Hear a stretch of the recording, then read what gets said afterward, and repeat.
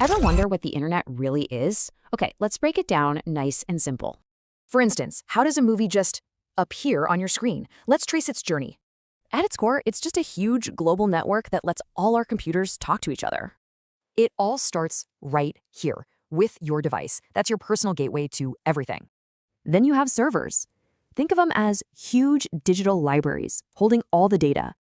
And the network itself is what connects you to those servers, all the physical wires and signals. So, how does stuff actually travel on this thing? Well, not in one big piece, that's for sure. Everything you do online gets chopped up into these tiny things called data packets. It's like a super fast postal service, with your request broken up and sent along the best routes. Now, let's bring this to life with our movie night example. This is where it gets really cool. Okay, you hit play, your device sends out a tiny request, hey, I want this movie. That little request zips across the entire network, hunting for the right server to talk to.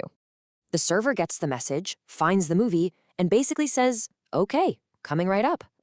It then breaks that huge movie file into thousands of little packets, each one addressed to you. These packets then race back to your device, each finding the fastest possible route. Pretty smart, right? Finally, your device puts all those packets back in the right order, and voila, movie time. So that's it. Your device asks, and servers answer with data packets. That's the heart of the internet.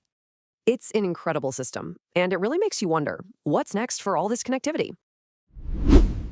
If you learned something new in this video, hit that subscribe button. See you in the next bite.